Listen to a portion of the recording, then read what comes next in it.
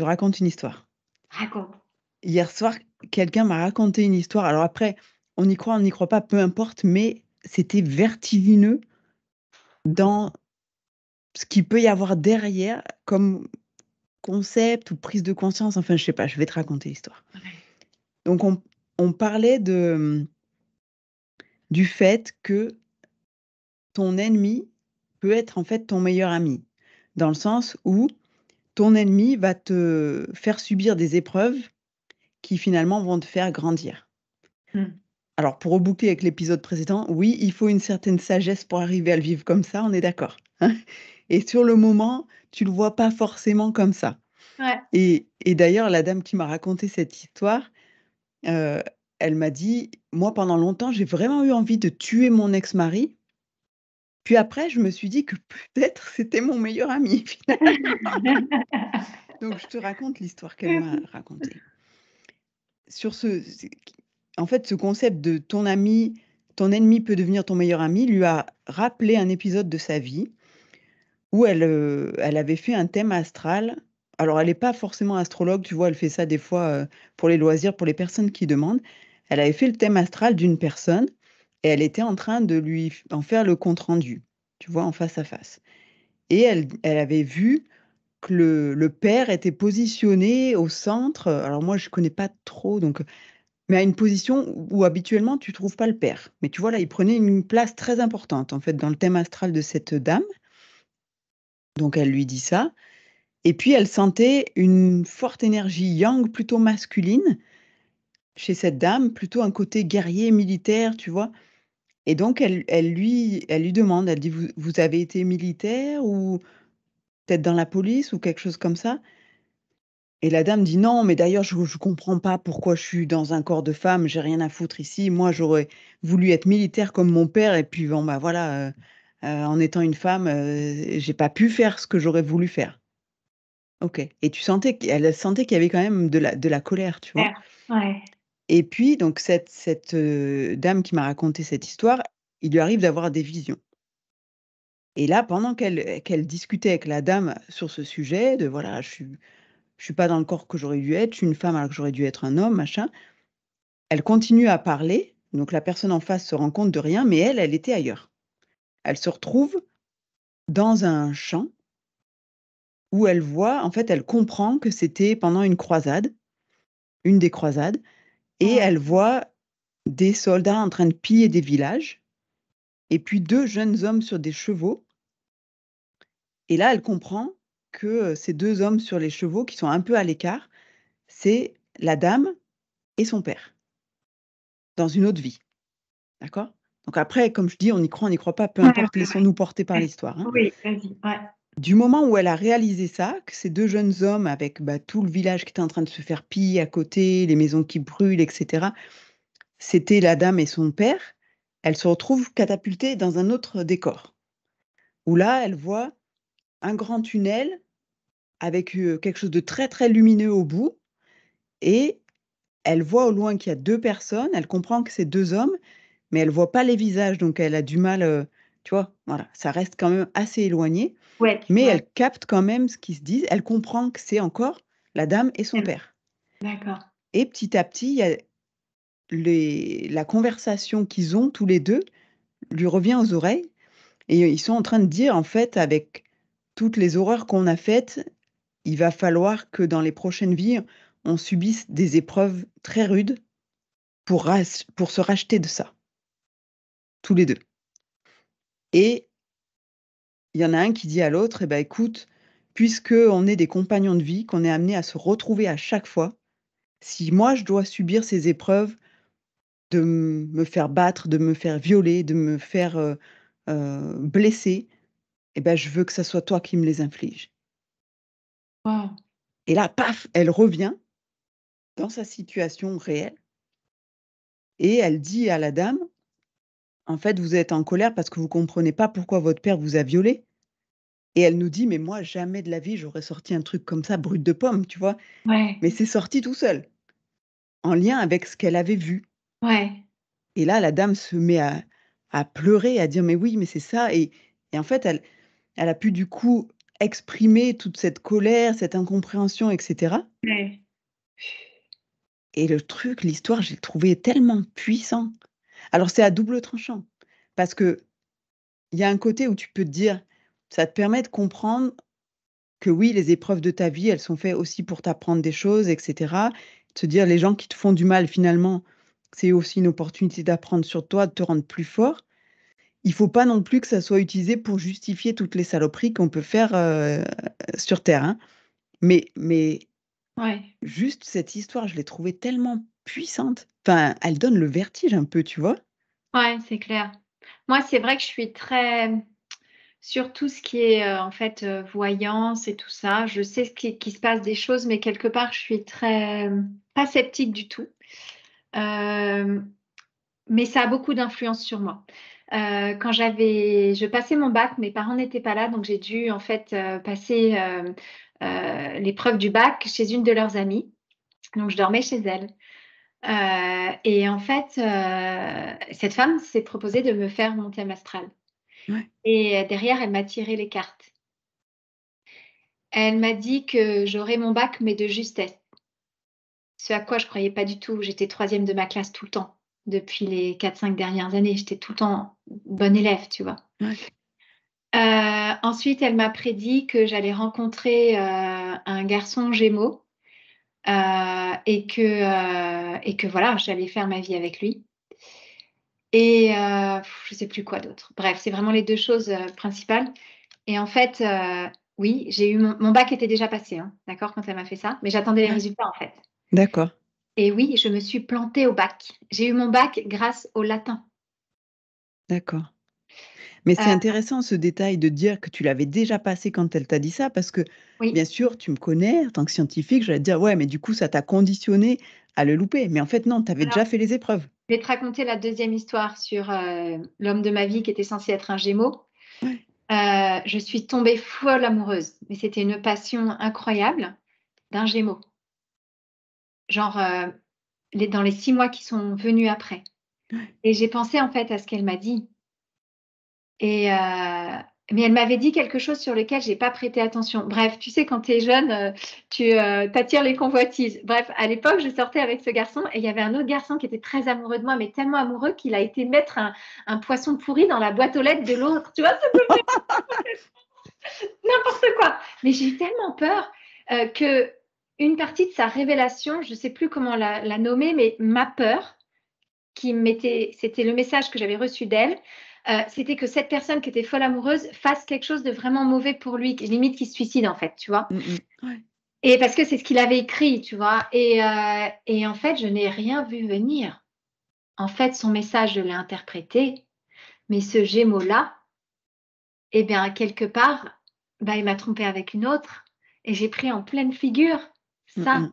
Donc ce Ouais. qu'elle m'avait révélé, c'est révélé être vrai et aujourd'hui, mon mari est un Gémeaux. Mais moi, après ce qui m'est arrivé, je n'ai plus jamais accordé d'importance à ce genre de choses Ouais. parce que moi, j'avais interprété ce qu'elle m'avait dit avec ce Oui, qui tu se t'es présentait dit: dans ma vie. «C'est le premier Gémeaux que je rencontre qui sera le bon, Exact quoi». et Ouais. ouais, tu Ouais. vois? Mmh mh.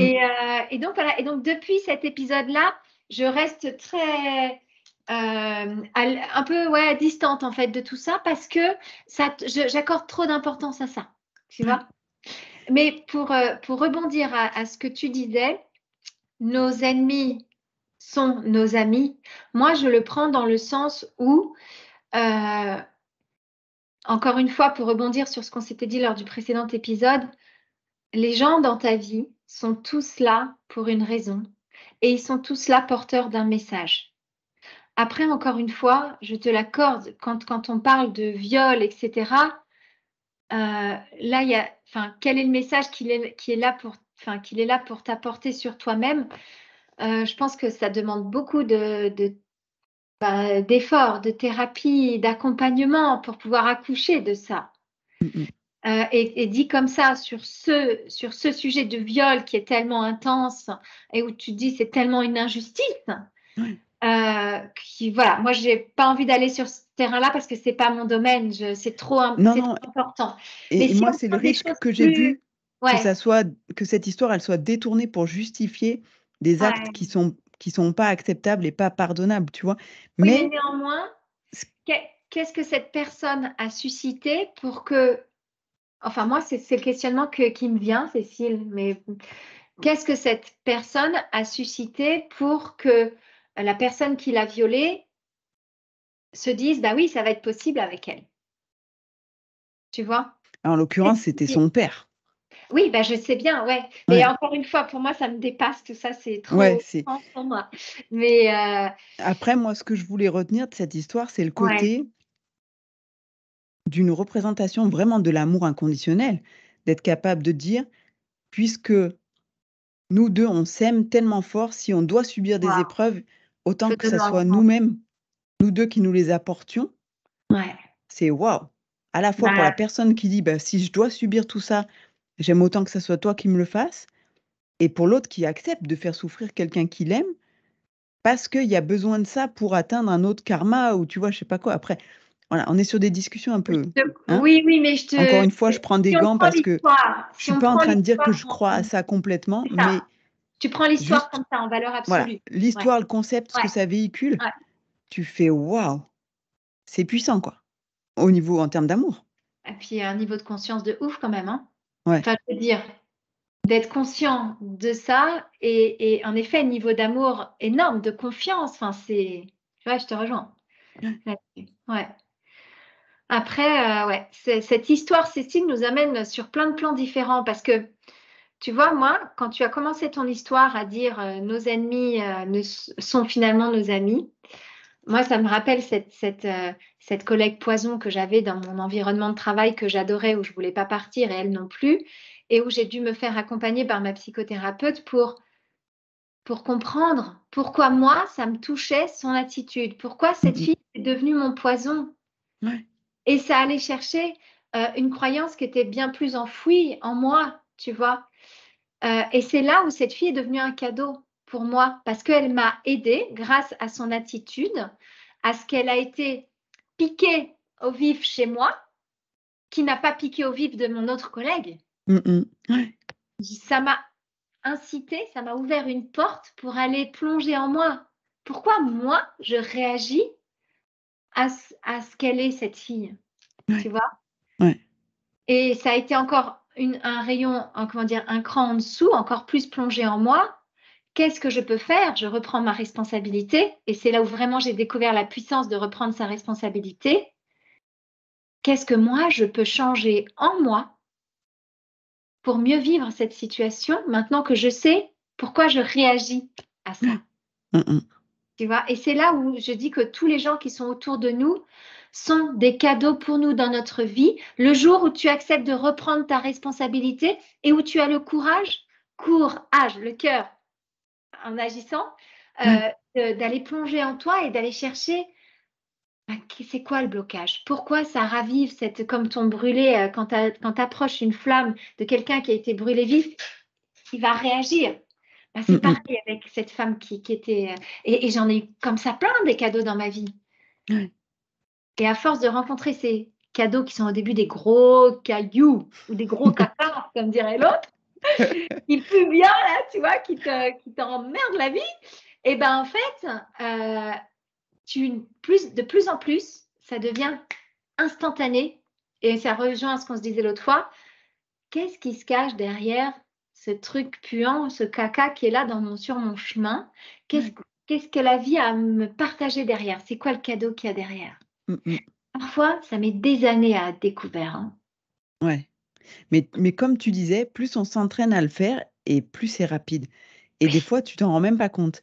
Moi, ça m'est arrivé que quelqu'un me dise, «Ouais, j'ai vu ton site web, tu devrais pas parler de coaching parce que tu es pas coach certifié, donc tu as pas le droit». Je dis: «Bah, écoute, s'il y a que ça pour te faire plaisir, je vais mettre accompagnement», tu sais? En fait, on peut jouer sur les mots, moi je m'en ou fous. pas. C'est plus que de toute façon, les Ouais, gens, ce que je fais, ils appellent ça du coaching et ils se foutent pas mal de savoir si je suis certifiée ou pas, tu vois? ouais, Mais ouais. bon, et en fait, je l'ai revu plus tard et je lui dis: «Mais je te remercie d'avoir, mis ce sujet sur la table parce que ça m'a permis de vraiment clarifier mes positions par rapport à ça et que si un jour un prospect me demande ou a ce genre d'objection, je pourrais très bien lui expliquer pourquoi». Yes. J'ai fait le choix de ne pas être certifiée. Parce Ouais. que moi, je suis sortie du monde du travail parce que j'en avais marre qu'on m'enferme dans une boîte. C'est pas pour me remettre dans une autre boîte. Et pour moi, la certification, c'est en fait, quelque part, m'imposer une façon de penser. Et je suis pas en train, c'est pas un jugement, hein, c'est mon ressenti à moi. C'est ta façon de vivre, la Et chose. moi, je préfère accompagner les gens avec qui je suis, ce que j'ai vécu. Et oui, ce que je fais, c'est plus du mentorat que du coaching parce que je je peux donner des conseils et que si je vois que tu es dans la panade et que moi j'ai la solution, je vais pas te laisser attendre des heures, des semaines, que tu trouves la solution toute seule. Je Mmh. vais peut-être un peu plus me qu'un coach Accompagner, certifié qui suit la ouais, méthodologie, m'autoriser à te montrer la voie tu suis ton et cœur.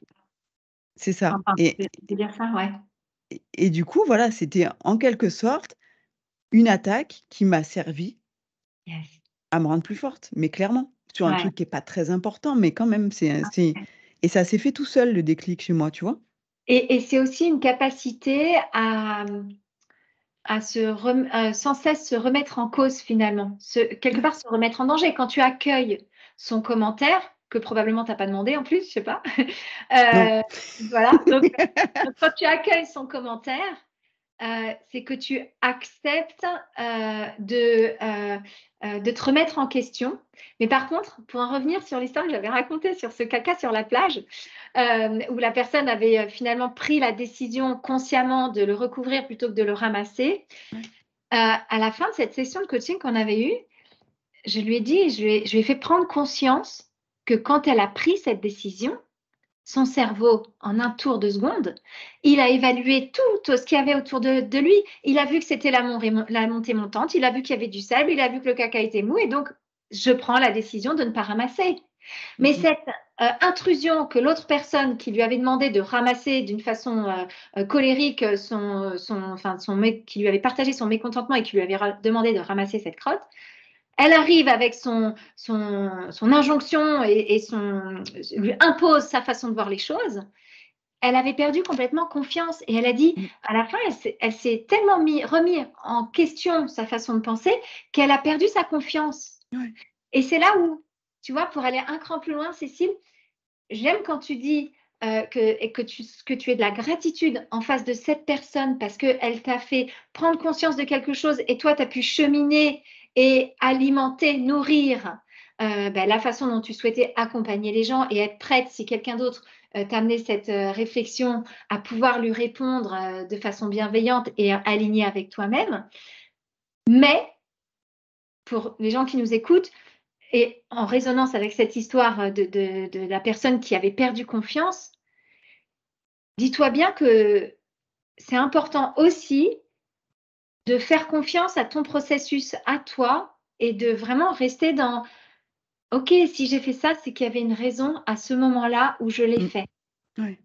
Donc prendre les commentaires, mais en ressortir ce qui est bon pour toi, mais toujours garder ta confiance. Alors je te parle pas de toi, mais que chacun de nous gardons notre confiance en nous-mêmes et que tout ce que nous faisons dans notre quotidien, dans notre journée, est bon au moment où nous le faisons.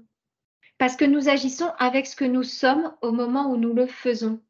Enfin, je pense, tant que c'est ancré dans la bienveillance, évidemment, hein, on est d'accord. Ouais.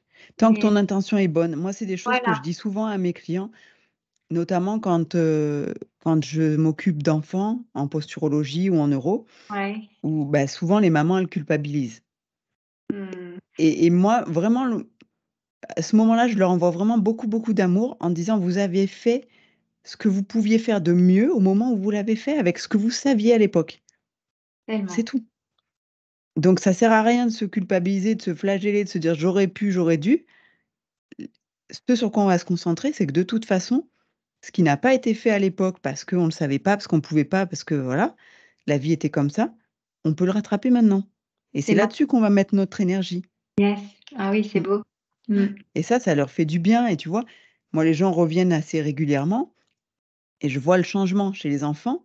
Mais tu Ouais. vois, j'ai eu cette semaine-là, une dame qui est venue et je l'aime beaucoup, sa fille aussi et j'ai vu, tu vois, elle me racontait, un rendez-vous qu'elle a eu chez l'orthophoniste pour sa fille et qui était, elle, très dans la culpabilisation, de dire: «Ah mais vous avez vu tout ce que vous lui faites faire à votre fille?» Et tu vois, la maman telle que je l'avais rencontrée la première fois, je pense elle se serait peut-être figée ou elle aurait été très atteinte par ça. Ouais, Puis là, elle me raconte et elle me dit: «Mais en fait, à un moment, je dis: "Mais mince", et elle lui a répondu, elle a dit: «Attendez, ça fait 18 mois que j'attends le rendez-vous avec vous pour ma fille. pour Bah, faire j'allais pas rester sans rien faire, à regarder ma fille avoir des difficultés à l'école. Donc je lui ai proposé d'autres choses». Voilà, tiens, elle lui a cloué le bec. super. Ah Tu mais vois? Et ça ça, m'a fait plaisir yes, de la yes, voir comme tu vois? ça. Ouais. Ouais, mais c'est tellement beau. Moi, ça me rappelle, c'est tellement fort ça.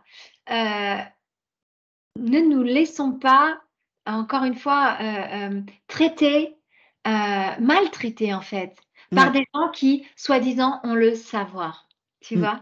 Ouais. Et c'est vrai dans tout dans la vie.